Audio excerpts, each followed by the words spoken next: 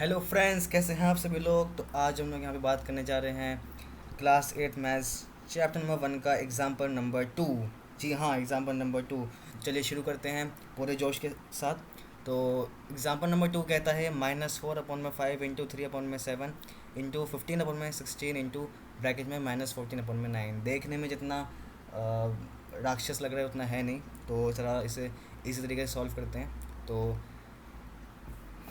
अब इसे सॉल्व करने का आसान तरीका बताता हूँ, बहुत आसान तरीका बताता हूँ। ठीक है, -4/5 एज इट इज़ लिख दो, बिल्कुल एज इट इज़ लिख दो, एज इट इज़ लिख ही दो। ठीक है, अब इंटू में है, तो क्या मैं इसको पहले इंटू और अगर इसको बाद में इंटू कर दूँ कुछ फ़र्क पड़ेगा? नहीं भाई, कुछ फ़र्क नहीं पड़ेगा।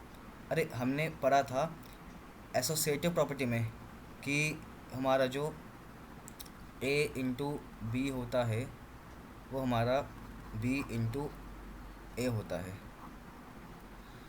ठीक है, वैसे एसोसिएटिव प्रॉपर्टी में हमने इसे कम्युनिकेटिव प्रॉपर्टी में पढ़ा था। मैं टेस्ट लेता रहता हूँ आपका, है ना। फंस गए तो अच्छी बात है, नहीं फंसे तो भी अच्छी बात है। ठीक है, तो हमने इसको कम्यूटेटिव प्रॉपर्टी में पढ़ा था, याद हो तो। मैं तो बस टेस्ट ले रहा था वैसे ही। चलो, गलत बोल दिया, एसोसिएटिव, माफ़ करना।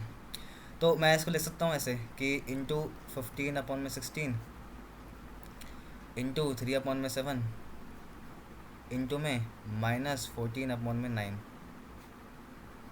वैसे हैंड राइटिंग मेरी इतनी ख़राब है नहीं जितनी बोर्ड पे आ रही है ना। तो अब इससे होगा क्या?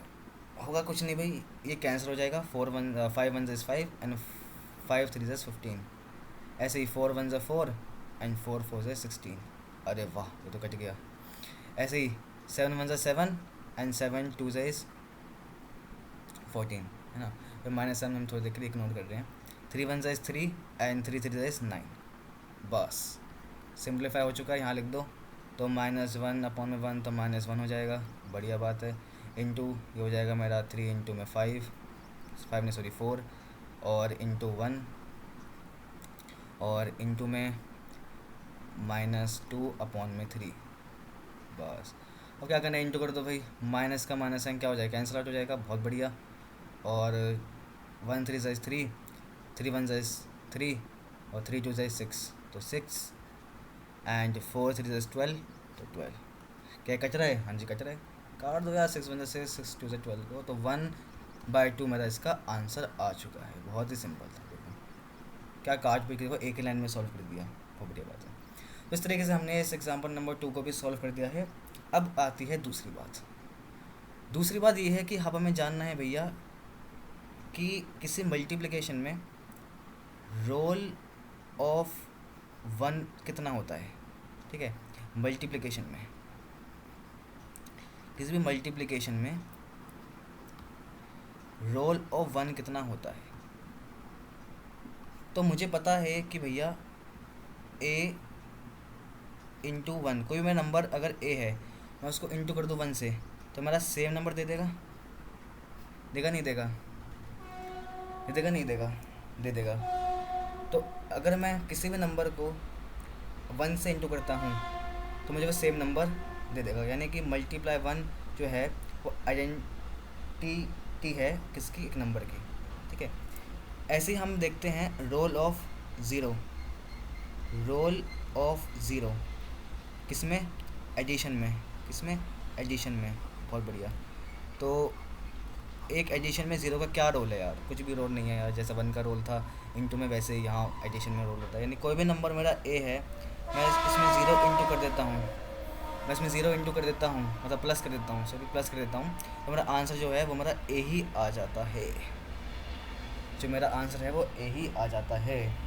यानी zero is identity in addition, in addition, in addition, and 1 is identity of a number in multiplication. बहुत बढ़िया।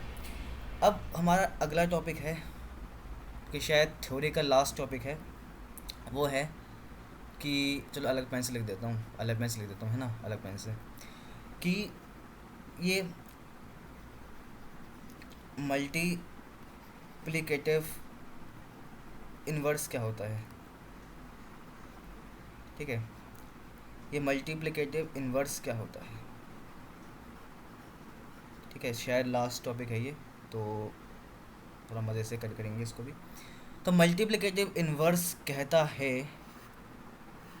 है कि भाई कोई मेरा नंबर है ना, कोई भी मेरा नंबर है, मान लो ए, अगर मैं इसमें ऐसा क्या मल्टीप्लाई करूं, मान लीजिए मैं उस नंबर को मान लेता हूँ एम, है ना, एम, ऐसा क्या मल्टीप्लाई करूं कि मेरा आंसर है आ जाए 1, कि मेरा आंसर आ जाए 1।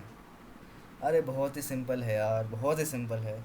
जो नंबर है, अगर मैं उसी को उसके रेसिप्रोकल से मल्टीप्लाई कर दूं, सोच के देखो, तो मेरा आंसर कट पीट के 1 नहीं आ जाएगा। बस यही है मल्टीप्लिकेटिव इन्वर्स, और कुछ भी नहीं है, बस यही है। और तो हमें घुसना ही नहीं है इसमें, बस यही है। अगर मैं ले लूँ -2/5, बताओ ज़रा इसका मल्टीप्लिकेटिव इन्वर्स क्या होगा? भाई बहुत सिंपल है, क्या करूँ मल्टीप्लाई कि 1 आ जाए?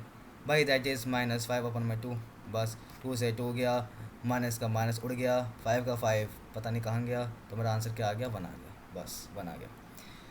तो बस यही था इस लेक्चर में, और अगले वीडियो में हम लेके आएंगे इसके कुछ एक्सरसाइज के क्वेश्चन,